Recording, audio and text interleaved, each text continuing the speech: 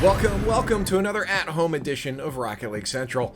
I'm Brody LeafXmore, and I'm here to keep you up to date with everything Rocket League. Today, as per usual, a great show on deck.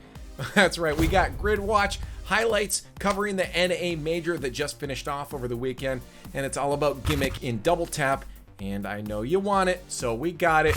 A lot of community items in the Breakout. Before we get started though, well, I guess this is us getting started. Just like Rocket League did with the NASCAR packs, it's doing the same with Formula One. That's right, the F1 fan pack dropped last week and is packed with a, let's see this, Formula One car, every F1 team 2021 decal, and of course some Pirelli wheels. And if you can't drop 2,000 credits on the pack here, there is a Formula One player banner in the shop for free, so make sure to go claim that. But let's get into the meat of the show. It's time to kick it off with Grid Watch in the North American Major.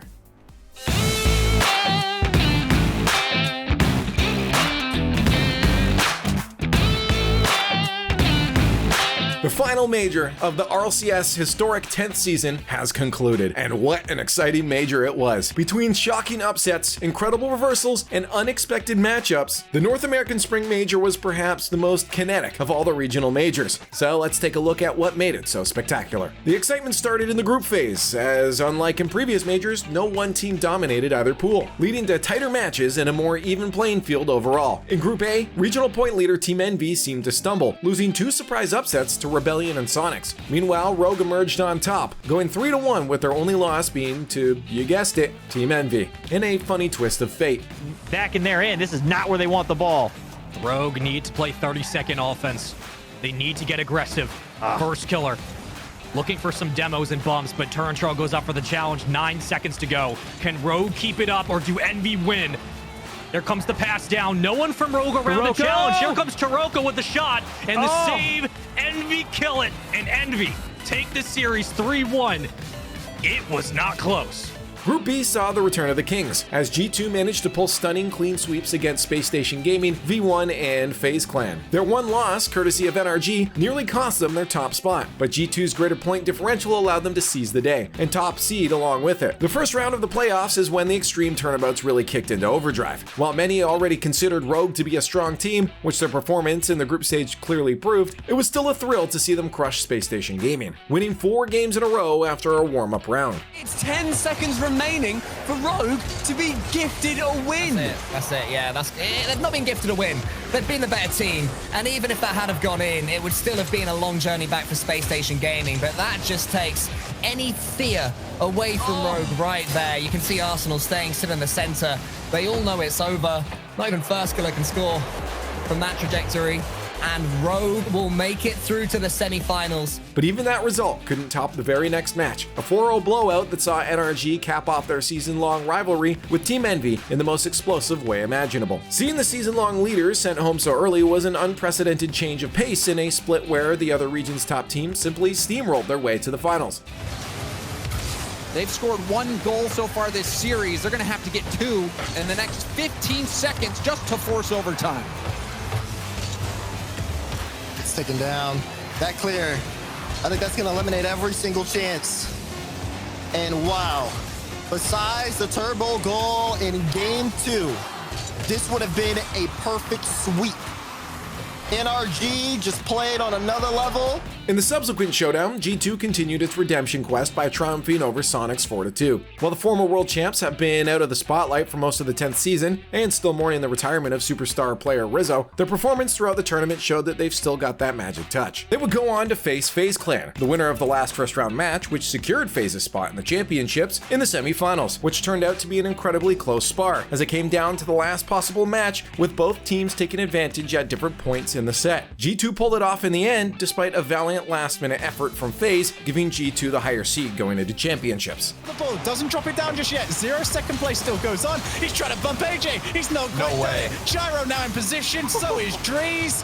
And Illusion tasked with keeping the game alive. AJ. Back to AJ. To Illusion. He's beat to it. And G2 secure grand finals. Oh my goodness. And I finally get to take a breath. Oh my goodness. What a series. I didn't know how long you could keep going, Shogun. I thought the ball was never going to drop. Thus, the grand finals would be G2 versus NRG, who had trumped Rogue in their semifinal match. G2 started strong, taking the first round 1-0, but then lost momentum to NRG, losing the next 3 games straight. Teetering on the edge of elimination, G2 stole one more game, putting them at a 1-win disadvantage. While NRG did win the next round, and ultimately the major, G2 didn't go quietly. Rather, in a stellar show of resilience and determination, the underdog team forced the 6th game into an overtime lasting over 10 minutes, proving that despite their setbacks, G2 still has what it takes to hang with the best in the region. Pinpoint perfect accuracy. Oh, the You're kidding! Squishy gets bumped and then still makes the save. Here comes JNaps, not a shot. Justin gets another savior medal here. Justin's gotten 6 saves in this game. That miss from Drees might be the reset button in NRG. We're looking for past this Squishy. That's the series. Oh, Squishy puts it in. Finally, the mistake opens up 10 minutes and 22 seconds into overtime, and NRG are the champions. And with that, the spring split draws to a close. While the global situation necessitates individual regional championships this season, rather than the missed and beloved LAN event, each one is sure to be both thrilling and captivating. The competition has evolved so much over the course of the season, so let's send it off right with one last explosive clash of the Titans. And now joining us on the line to talk everything Rocket League, it's Travis Subi Smash Hill. What's up, buddy? Thanks for joining. Hey, anytime, Leaf. It's always a pleasure to get to join you up in the Great White North. Yeah, are you actually here? I'm looking around. I wish. I mean, I've been up there twice with you, and it was spectacular. So I'm just kind of wishing I was there. One day, and then we can do one of these holding each other's hands. How about that? Perfect. Sounds like old times. Now that the audience is all not sure what's going on, let's talk some Rocket League here. We just got finished with our last major, the North American major, cleaned up that spring split month of majors, and the only thing left for going forward is the championship. So let's break down what we saw over the weekend. Of course, you guys saw in the segment just before this, we talked about what went down, but let's get into the details. Of course, spoiler alert, if you didn't watch that last segment, NRG has won. They took that final one there, and they were looking happy doing it. Let's break down what we saw from them, because day one in the groups didn't look the strongest, Subi, but they did look like they were having fun. Well, and that's kind of what NRG, their strong suit, has always been. Even when you go back to when Turbo Pulsa was on the team, and that's kind of when they realized that they need to have fun while they're still taking it seriously. So when you see Squishy smiling, which never saw that in the past when he was on C9. When you see him smiling and Justin smiling, like, uh-oh, you're in for trouble against a dangerous NRG team. But yeah, started out slow, but we're used to that from NRG in groups. They're more focused on, hey, let's bring it on Championship Sunday, right? And they brought it on Championship Sunday. Come that next day, they ended up starting their day with a 4-0 over Envy, and then seemingly kind of cruising through the rest of their bracket as well. Let's talk about what happened there a little bit more on the Envy side of things too. We talked about them being one of the most consistent North American teams, but it definitely felt like there was a pullback there. They hadn't won a major yet, and this was maybe their opportunity coming into it. Something changed.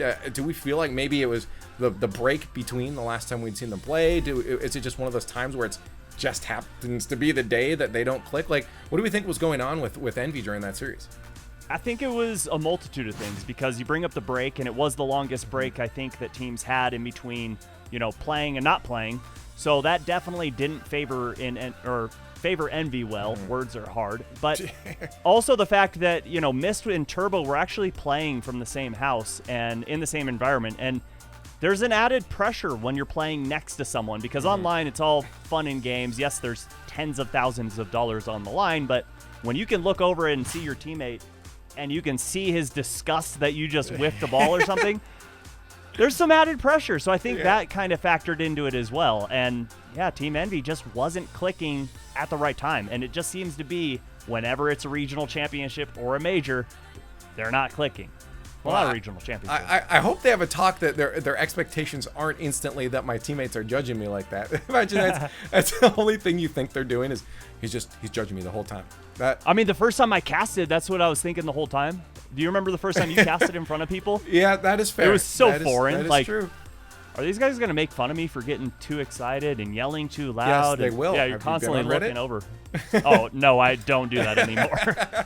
Good idea to stay away from that. But yeah, no, NRG did push on through. So Envy's going to have to try and figure out what went wrong there coming into the championships, because they did make it. But for NRG, they continue to plow through the rest of the day.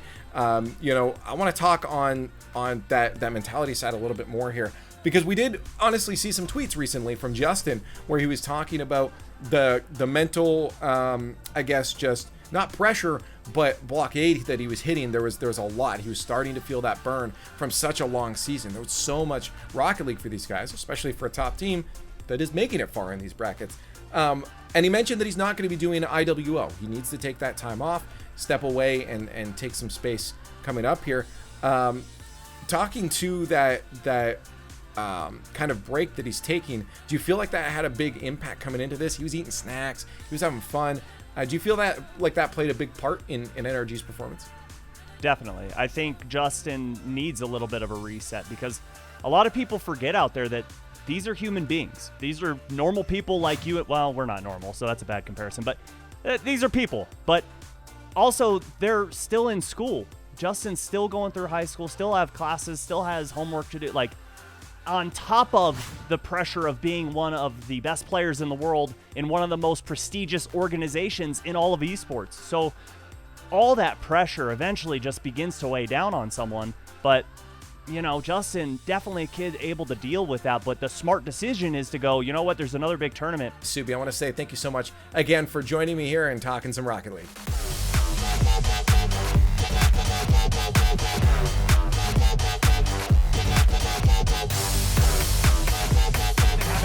Multiple chances.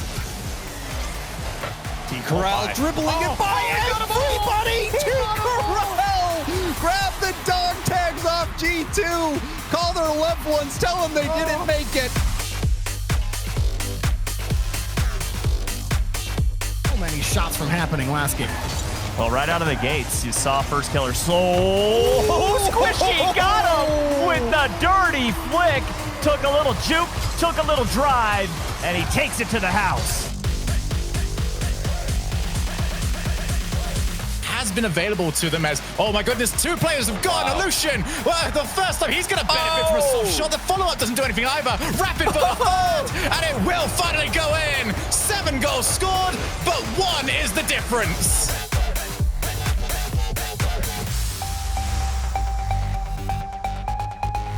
As well to Roko. He's really found his way into the series after starting relatively slowly, and first clear his Peen these balls around. But Arsenal, he's used the ceiling, he's used the backboard, and now he's absolutely used Rogue's defense. That is magic again.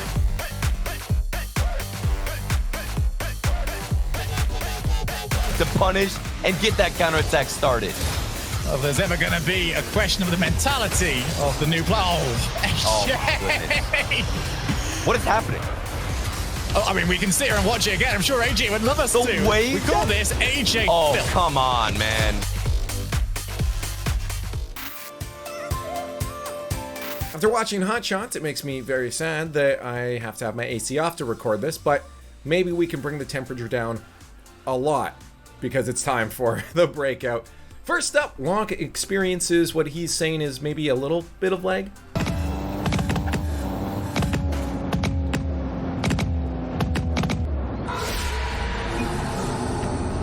I don't know. Looks like normal gameplay from all of my teammates to me. Nothing to see here, I suppose. Next up, though, we have a new episode of That's So Calculated. And this one is brought to you by Competitive Forever.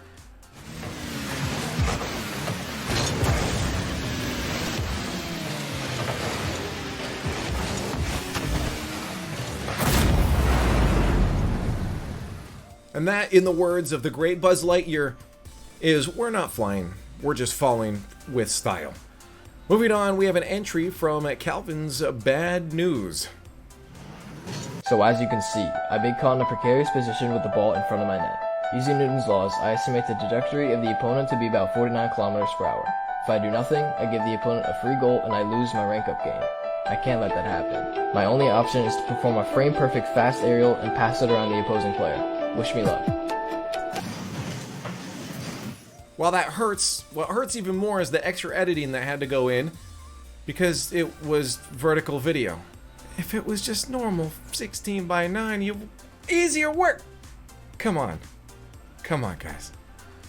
Anyways, our next one comes from Keonan War, who says, this is when they realize they don't even belong in gold.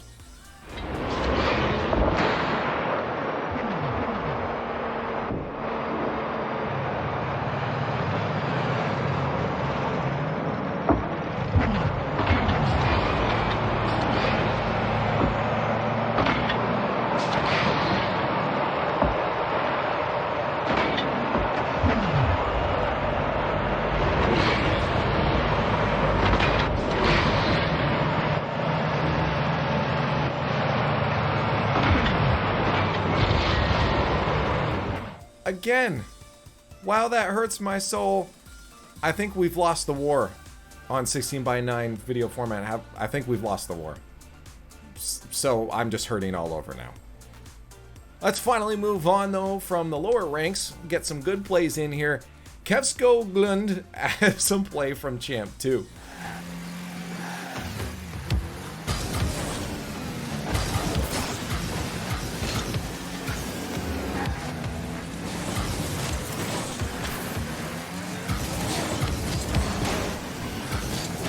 Oh my god.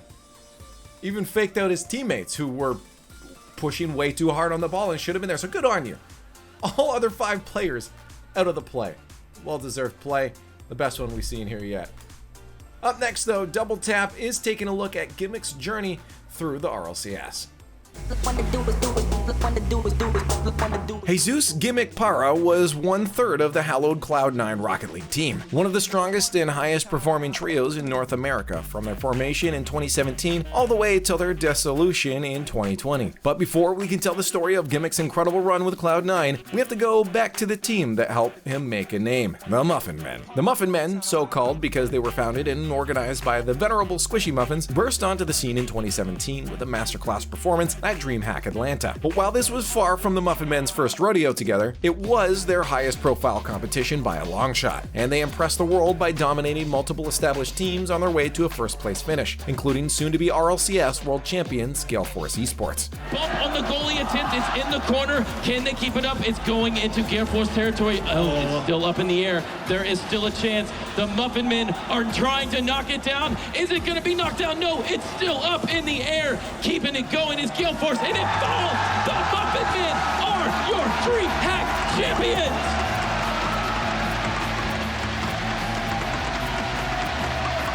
Wow. Gimmick was a relatively unknown player beforehand, but the Muffin Men's runaway success at DreamHack opened one hell of a door for him. Less than a week later, the whole squad was signed by Cloud9, who had been looking to enter the Rocket League scene and had found the perfect candidates for their starting roster. Flash forward 3 months to the regional stage of the RLCS's 4th season, Cloud9 established they were here to win by dethroning twice reigning regional champs NRG, securing themselves top seed in the World Championships in their very first season competing. The carry, Garrett sets up to Jacob. Jacob puts out high. Torment could actually have left that and it would have finished off the match. Firebetter will be by himself though. Cannot win the challenge whilst facing towards his own side. Garrett has somehow recovered this. NRG cannot afford for the ball to touch the ground, but they also need boost. Garrett looking for something, but Jacob was completely on nothing, and NRG are grasping. They were clawing away at their throne, but they will be forced to give it up. Cloud9 have assured us that we will have new North American regional champions. While Gimmick unfortunately wouldn't go as far as winning his first ever world championship, Cloud9 still managed to make it as far as the lower finals. Their 3rd place finish solidifying their reputation as not only the best new team to break into the scene, but also as one of the strongest teams in the world, period. The bleeding edge of the meta from Cloud9, a team that's redefined how we play Rocket League here in Season 4, and they're to get it through the defense again. Gimmick put this through, 2-0 Cloud9. The difficulty of the 1-on-2 defense, what are you supposed to do as Magnus? Who do you read, Torment or Gimmick?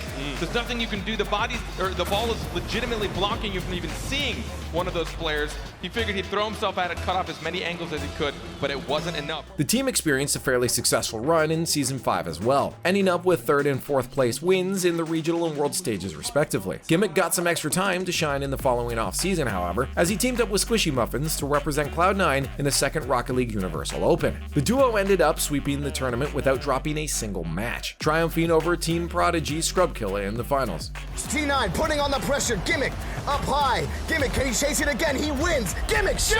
Gimmick scores. 4-3. Cloud9 2-1 in the series. A huge goal from Gimmick.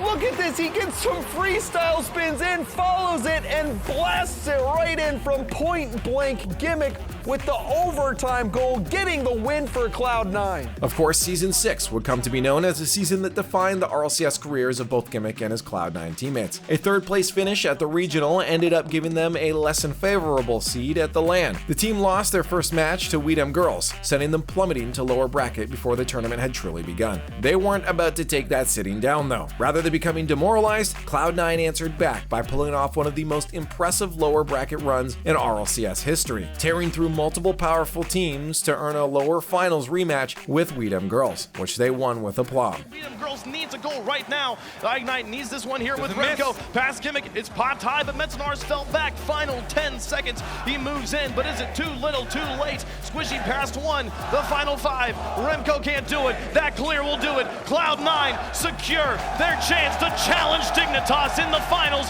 It'll be North America versus Europe for the World Championship. The grand final saw them squaring off with Dignitas, who were not only last season's winners, but also the team who eliminated Cloud9 from the tournament, making them fitting final adversaries for the indomitable Gimmick and co. Cloud9 would have to win 2 matches in a row to win the tournament, and that's just what they did, decimating the European Titans to win their first, and sadly only, World Championship title. Turbo! 10 seconds! Cloud9! They are about to do the unthinkable! They've done it! Cloud9 dethrones the kings of Rocket League!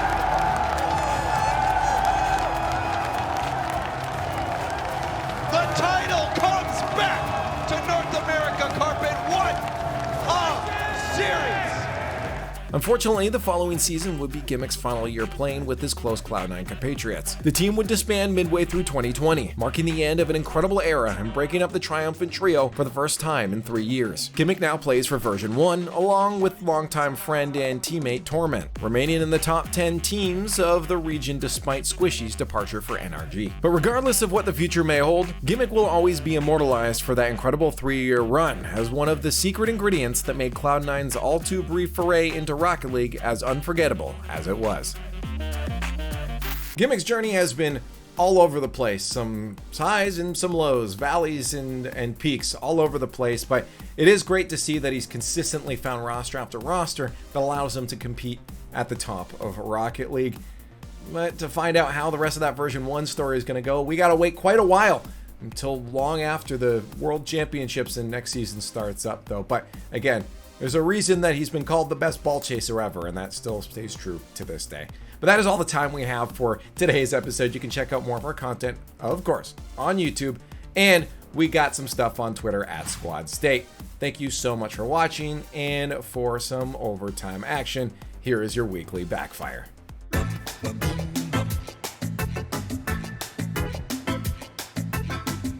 Ba-bing.